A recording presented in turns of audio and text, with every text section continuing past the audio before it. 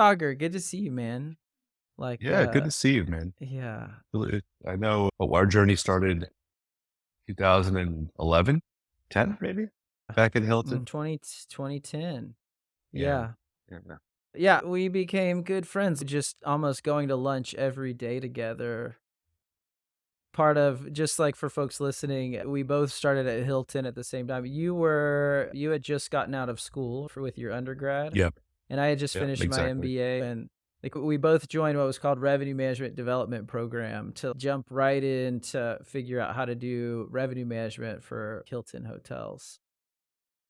Yes, it was a weird path for me because I was pre-med in college. And so I thought I was going to be a doctor. And I think not my wife's neighbor worked at Hilton, Mm. and she gave my resume to her neighbor who worked at Hilton, and they got in the hands of the RMCC, the Revenue Management Center for Hilton, and applied for the program. And then, yeah, we started there and jumped right in. Even though we'll get to this, my background's in hotels as a family. My parents started in the business about 35 years ago. And I quite frankly didn't want anything to do with it when I was in college, and somehow found my way back to it, albeit Yeah. not in the business directly, but through Hilton back in 2010.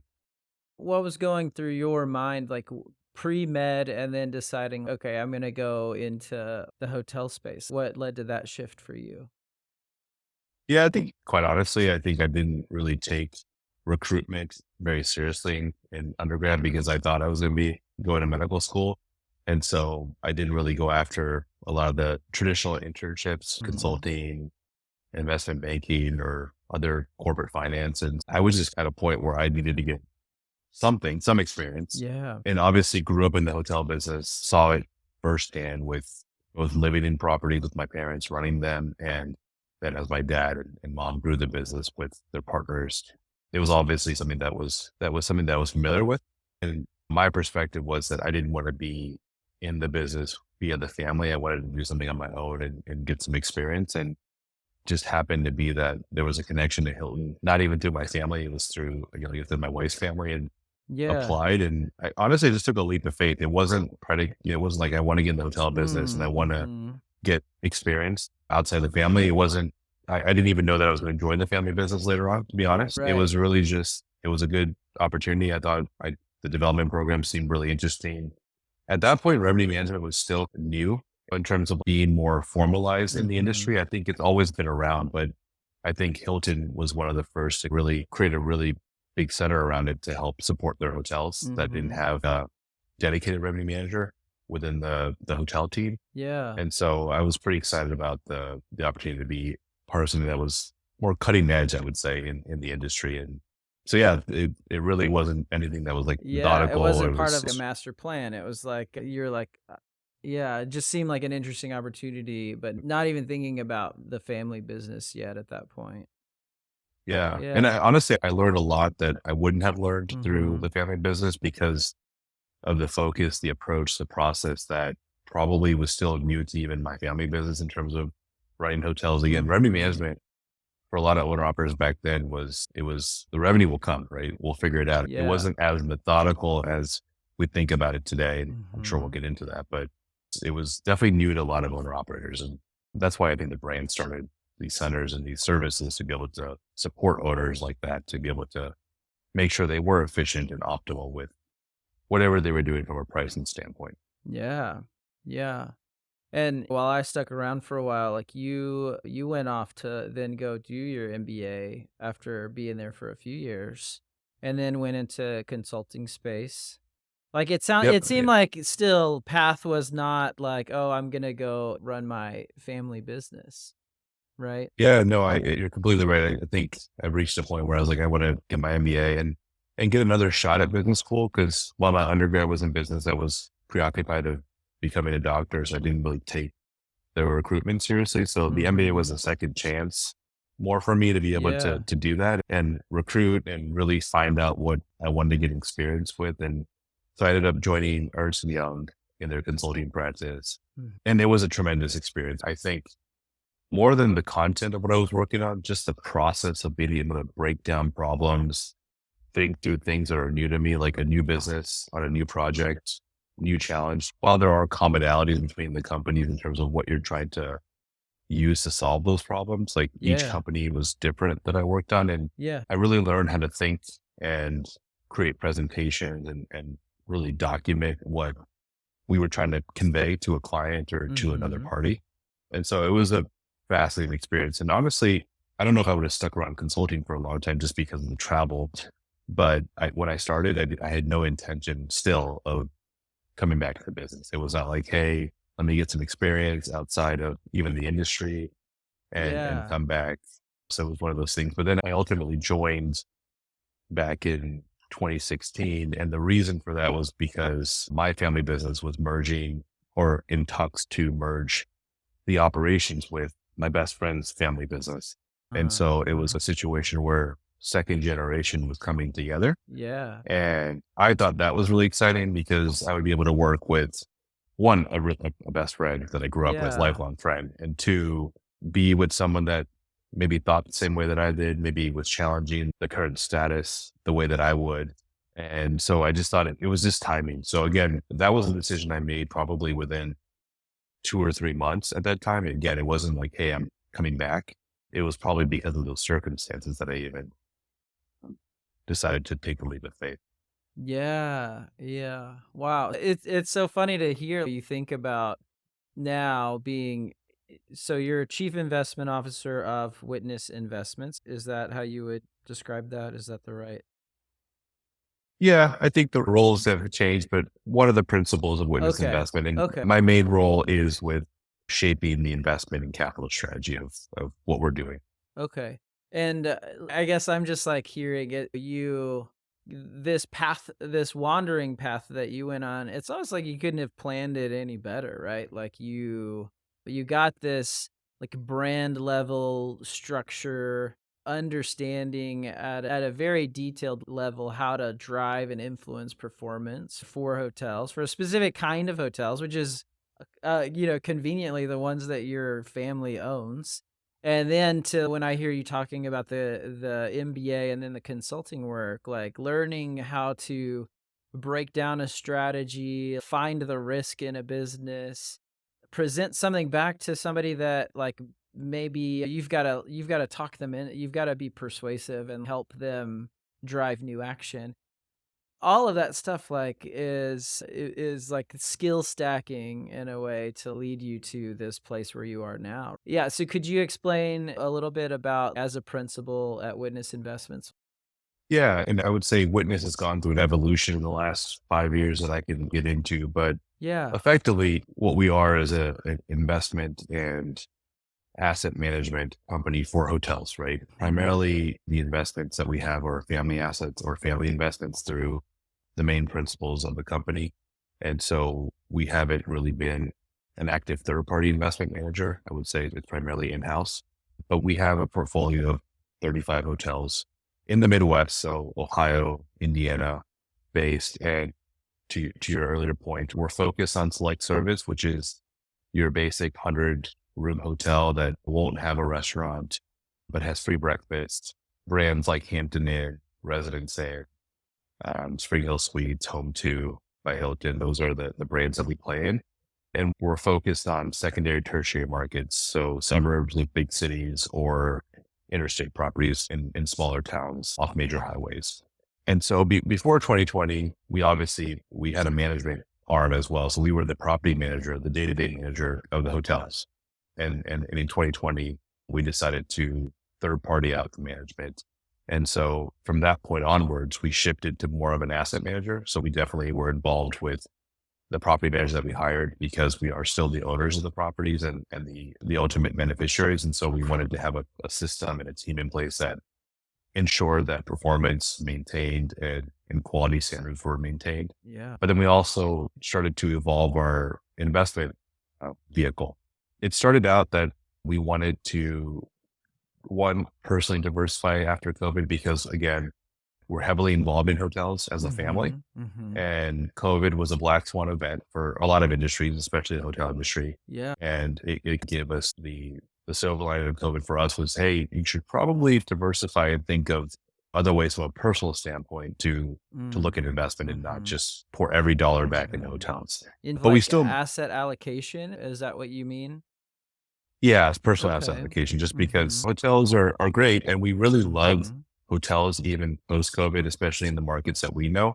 Yeah. So we still had this desire to grow Witness, but the funding vehicle was needing to change because personal allocation needed to shift a little bit lower for the family to be able to create allocation for other asset types, right? Whether it's Yeah. liquid or alternative investments. And Yeah. so that meant that we need to create other ways to raise capital to be able to still do what we do and take advantage of opportunities in front of us. And so Mhm. we started off by doing deal by deal fundraising with friends and family, a Mhm. network of people that we knew and had asked before to invest with us. And so we got 2 or 3 deals done that way. And then late last year, we thought that we can be more efficient with this. And so we decided to create a fund. And we ended up setting a target of $15 million to go acquire at in the hotel Mhm. space. And we ended up closing that fund actually last month with 20 million in commitments. Oh, wow, And That's yeah, thank you. awesome. So Okay. definitely you for us because the Yeah. family was the one driving the investment Mhm. in dry powder. And we're still involved with it. Obviously, we're involved in Mhm. the fund, but we got a lot of investors that obviously were already in our family network and then added some new ones. And yeah, we're excited about the new horizon of Witness. So Witness will be that investment manager and investment allocator for hotels for our fund and still for the family capital that's chasing hotel deals. Can you explain? Okay, so build creating a fund means that like you went out and asked people like, "Hey, would you want to invest in I guess we're going to be going out and buying this specific kind of like Yep. property and here's what you could expect as a return." Um Right. and I would assume like you have to be an accredited investor in this sort of thing. What kind of could you explain, walk me through a little bit or like anybody through what that high level, what that process looked like to raise a Yeah, fund? sure. So you're exactly right. We started out with, hey, what's our thesis? Like, why are we raising Mhm. this fund? And Yeah. where we saw our opportunity and our credibility is in the things that we're already doing. So service, Hilton, Marriott, IHG, Hyatt, acquisition in the Midwest is our focus. And so we're Mhm. mimicking our portfolio in terms of what we're trying to acquire. Ok We did set higher thresholds for revenue density for each hotel. So we wanted hotels with higher revenue per hotel because they're just easier to manage when you have more revenue density in this environment. And we can talk about it a little bit more, but we basically okay. set an investment thesis, right? And then to your point, we just said, hey, here are the returns we can expect based on underwriting today, seeing interest rates and our thesis of buy at a certain cap rate, which is the capitalization rate is just the net income that you're expecting from an asset divided by the purchase price. And so we wanted to get to these metrics, right? To your point of what our return Mhm. expectations are. Mhm. And we crafted a story, right? A fund is a legal document, but there's a storyboard behind it in terms of Mhm. what are you trying to do, right? Why should Yeah. you entrust us with your investment to be able to create this value? Mm. In our fund, you can structure funds differently, but our fund was meant to be accredited investors only, Yeah. which the rules keep changing, but I believe it's some level of income or some level of net worth that Mhm. you have to qualify Yeah. for Yep. to protect both the investor and the fund. Yep. And so we raised it with, and we had a set target of under 100 investors. So we Okay. wanted to make sure that there wasn't a lot of small checks just to make it more Yeah. efficient for us. Yeah. But the value of it is that now we have this commitment that we can go purchase 4 or 5 hotels of our own without having to go through the logistics each time for paperwork and legal Mm. drafting Mhm. to acquire. Got it. Yep. Okay. And we chose Mhm. acquisition for a purpose because acquisitions have inherently lower risk than new development. New Mhm. development, you could have timeline slides on Got the it. project, Right. budget. Yep. So we wanted to start with Yep. something that we know we can Yep. mitigate risk factors. Yeah. So, yeah. Could you explain okay, one thing you said is, "Oh, we can talk about that again." Oh, revenue density. So what is that? Yeah, what does that mean? How do Yeah. you measure that? Yeah. There's an industry term called RevPAR, which is revenue per available room. And basically, we wanted to make sure that the assets that we're buying, because we have a management company that would come in to manage that, and we would want to make sure that there's inherent value of our platform the more revenue you have for the hotel. So let's say it's a $5 million hotel Yeah. in revenue versus a $2 million hotel revenue. Mhm. There are some basic things that both require in terms of like management and Mhm. oversight. And so it's way more efficient to be working with a $5 million revenue box than $2 million revenue box in our model, Mhm. right? Yep. If you were on, Right. if you were on property and you were running the show, then you can do a $2 million hotel and be fine. But Got it. because we're Okay. trying to scale this Mhm. and we're going to have management Mhm. company, we're going to have Mhm. other partners, it really makes sense to stick to those guidelines for our Yep. thesis as well. Okay. And if you're always in this kind of 100-room space of a hotel, then revenue density is likely so it's two things like higher occupancy and higher like what's the rate that we can get Yeah. for this property Right. like in terms of who's staying there. Exactly. So Yeah. that kind So of we're limits where you're looking, and we're not looking at 60-room properties, or we're not looking at the places where demand is like fluctuates quite a bit. We expect a like steady flow of occupancy and a good rate that we can get there. exactly. Yeah. It's just another threshold for us, right? In Yeah. addition to the brand, Yep. which market it's in, Mhm. the age, it's just Yes. another threshold that we want to keep Okay. in there for our Yeah. thesis. Are there some with low revenue density like that do fit the other criteria for you? Secondary, tertiary markets in the Midwest within the like the Hampton Inn and the Home 2 and the Fairfield Inn residence. Is that what you said? Those are like kind of the four you stick around? Yeah, yeah, there are a ton, Mhm. right? There are Mhm. also, if you go further along the chain, there are a lot of other properties like Comfort Inn and Best Western that have great return possibility in terms of percentage return and equity multiple. But again, it's just a different operating model Okay. and a different way to create the value. And we're not set up best for that kind of thesis. And so again, there's a lot of opportunity, Yeah. but yeah, we're sticking to that niche. Yeah. Uh-huh. Got it. Got it. And okay, so you raise 20 million and you think, okay, I can go out and get 4 to 5 hotels here. So that means that you're putting 4 to 5 into each one of those. So what does that look like then? I would assume it costs more to buy the hotel than that much. So that mean that you're also getting some sort of financing as well? Yeah. Yeah. So our model predicates that we are putting about 30% down in equity, Okay. 30 to 35%, $4 to $5 million per deal, and then leveraging up the rest with Okay. debt. Okay. Obviously, it's a tough debt environment right now with Uh, lenders tightening up. And yeah. we've obviously heard the news of several banks going under and then other banks getting more pressure with deposits. So True. it's definitely a tougher environment. But yeah, Mhm. our Mhm. model predicates leverage for Got sure. it. And so in that scenario, the like purchase price for these hotels would be what, around 15 million 15? per asset. Okay. And then a five, Okay. we're usually putting $4 to $5 million of the fund's equity into each one to acquire them. Okay. Got it. Okay. And so when you're buying let's just instead of thinking about 4 or 5, let's just think about one. If you're buying this, putting 30% down, how are you making money back in the fund? Is it that you're improving performance for the property?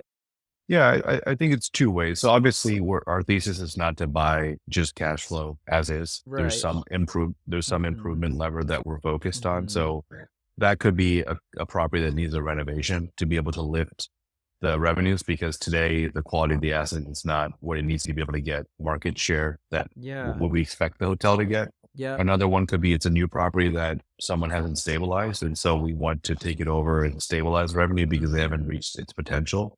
Another one could be that, hey, it's stable revenue, but the efficiency is terrible because the Mm. management that's in there right now is not working, right? So Mhm. it could be a Mhm. play where revenue is stable, but we need to work on the Mhm. expenses to help improve the profitability. Yeah. So there's some improvement story. It could be a combination of things too. We Yeah. run into that where there's a renovation plus a revenue story plus an expense story. So it could be all Mhm. three.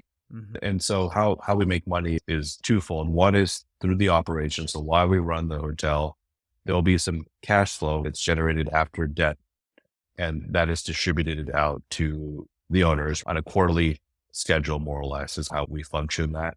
And then there's also some value increase when we sell, because Mhm. if we buy it and we buy it at a certain situation and we improve the performance, we do the renovation, we stabilize it, there's hopefully higher value for that to another buyer, right? At the end of Yeah. our hold. Mhm. And so there's going to be some cash flow during the hold of it, and there's going to be some value appreciation. Right. So if you think of it like a stock that pays you dividends, right? Yeah. 2 or 3%, and then you sell the stock at a later date, but the stock is now worth twice as much as what you bought it for. You also get the value Mhm. pop from the stock Yeah. sale. Yep. It's similar to that kind of model, but you Mhm. would expect healthier dividends than the stock would give. So let's say that you do see a hotel that needs a renovation. How are you calculating, okay, this hotel has this much potential? Like in terms of it's worth putting $2 million into it to renovate the property because we think we could get this in terms of rate afterward, like this much lift in what people would be willing to pay to stay here. Yeah, this is where my revenue management training from Hilton comes into heavy hands. So we Yeah. do we focus a lot on getting reports and analysis on the markets. Mm. So apart from getting the data on the property from the seller, right? Just Yeah. what it's doing in the market. We do Yep. our own independent analysis of hotels we think that it actually Mhm. competes with. If we don't believe Okay. the data we got is correct or Got it. representative. Got it. And so we triangulate to what we think based on the brand, based on the Mm. location, based on the asset, what we think the potential could be based on the market data. So we're always comparing relative what we think the market is and what we Mhm. can get as a premium to that. And this is why our thesis is so focused on the Midwest, because we know these markets better. And Yeah. so it's easier for us to be more comfortable managing the analysis of the market than it would be in like a California or an Arizona. While we could do that, it just takes Mhm. more time and effort, Mhm. and you don't have that with an acquisition because the seller is trying to sell, and so Sure. you have to be able to move a little bit quicker. Yeah. And we found a lot of success in trying to find acquisitions within a good driving distance of hotels we already have because we just know the Right. area better. Right. Yeah, and I would And also even the assume, like, you by picking these ones that if you're, like, in secondary and tertiary markets, like, you've got a fairly consistent understanding of the type of customer that you could be getting to stay at this property versus if you're in a very dynamic market there's lots of different types of customers coming in depending on what day it is or what time of year it is that there's so much fluctuation that it's yeah. probably harder to predict. There's more volatility there, I would guess.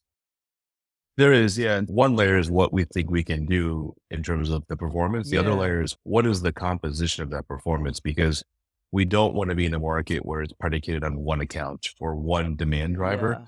Because Yeah. if that demand driver goes away, then you're Right. stuck with this Yeah. free fall of value. And Mhm. so we like markets that have a combination of amateur sports teams, Mhm. manufacturing, Mhm. corporate clientele, Mhm. weddings. We like balance. Yeah. And even in our underwriting, we don't like many deals that are like, let's go ahead and buy this thing, renovate it, and sell it for a big number. Yep. Because then all your risk is based on how you exit this and who's going to buy it. Mhm. We like to balance return with cash flow during Yep. operations and Yep. some sort of appreciation. So we're not trying to hit a home Mhm. run on our Mhm. appreciation. I think those deals are different from the Yep. fund deals. Those are Yep. ones that you're buying at a severe discount, taking the risk of renovating it and then flipping it like a house flip would be. Mm. These are more you're fine tuning the operational Yeah. cash flow, but then you also get Yeah. some appreciation on the. I think that's like such a fascinating part of all of this is like what you said, fine tuning the cash flow. It's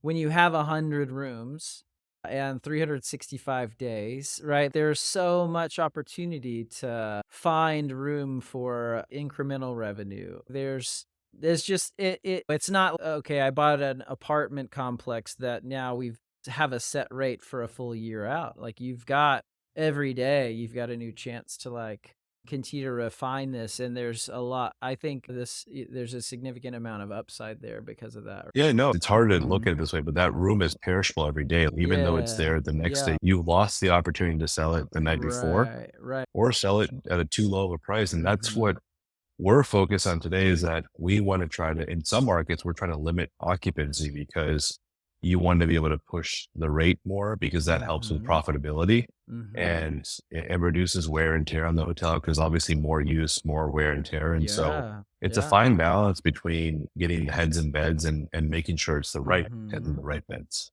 Yep. Yeah. Yep.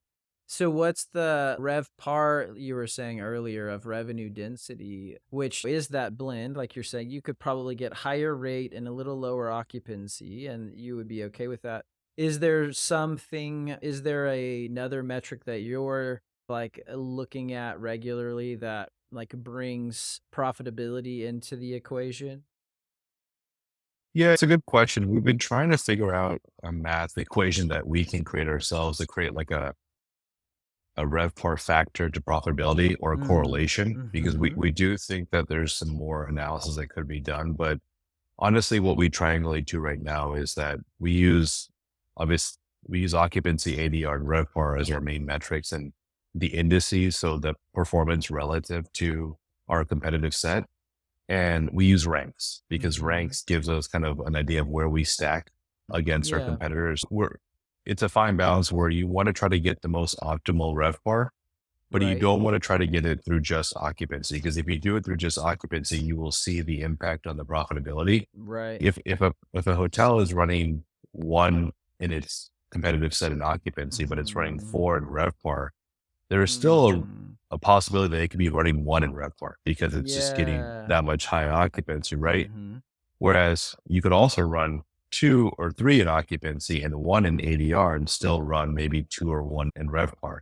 But your Yeah. profitability difference will be drastic because Mhm. that second scenario that I talked about will produce way more cash flow to the bottom line Yeah. than the first scenario because now you're renting more rooms, there's more housekeeping, there's more Mm. breakfast, there's Mhm. more wear and tear on the hotel, more maintenance.